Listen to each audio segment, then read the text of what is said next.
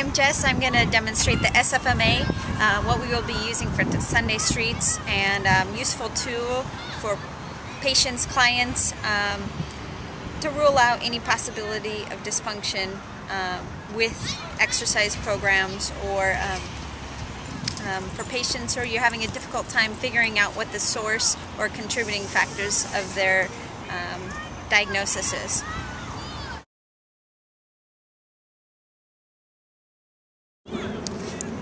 This is exactly how you're going to perform the SFMA on your clients. I'm going to demonstrate some movements. Just follow me, and we're going to move along quickly. First, I want you to rotate your head to the left. Try and touch your chin to your collarbone. This is exactly what you're doing to them as you demonstrate. Rotate to the right, touch your chin to your collarbone. Look straight up overhead, as far back as you can. Bring your chin down to your sternum as far as you can. Keeping your knees straight and your feet together, bend over and touch your toes. Keeping your feet together, arms straight up overhead, don't let your elbows bend. Extend backwards as far as you can.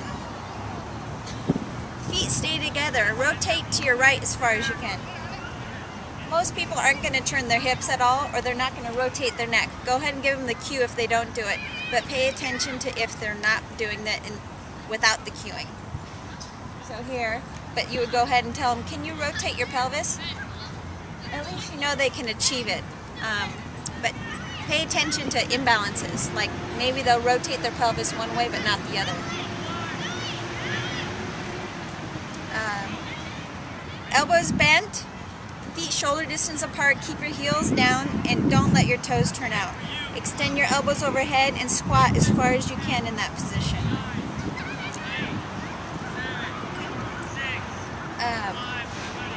Balance on your right leg. As soon as they look solid, close your eyes.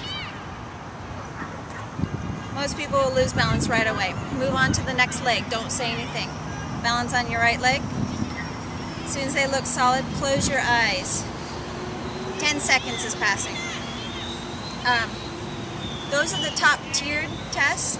The shoulder provoking exercises or movements are aptly scratch. So reach the bottom of your shoulder blade.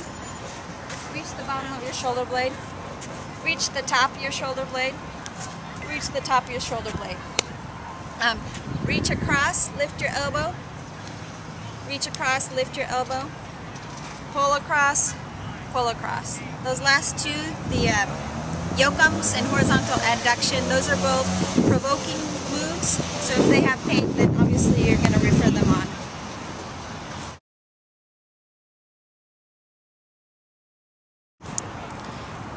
Here's how you diagnose the test as being dysfunctional.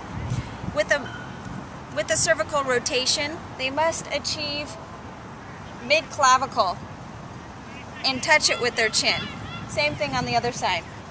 Extension is at least 80 degrees. Flexion is to sternum.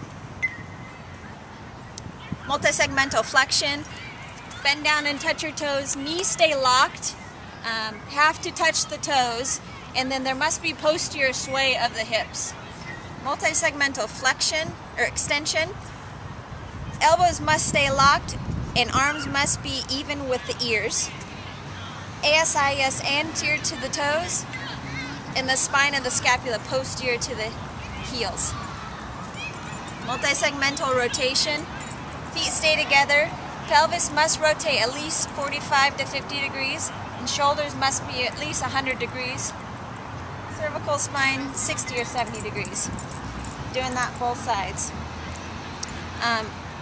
Overhead squat, elbows must stay locked in alignment with that cane that you give them. Feet are shoulder distance apart. If their heels are lifting or the toes are turning out, that's a dysfunction. Thighs must go parallel to the surface. Arms must stay in the footprint. So as you're going down, if the arms go in front of the knees or toes, then that's dysfunctional. Single leg balance. 10 seconds, eyes closed, no pelvic drop, no loss of height, and no Trendelenburg. aptly scratch, multi-segmental shoulder is touch the inferior angle of the scapula, and then over the top touch the spine of the scapula, or excuse me, superior pole of the scapula. And then these provoking ones with the shoulder are just, if they have pain, then it's a painful or dysfunctional if they can't move in that direction.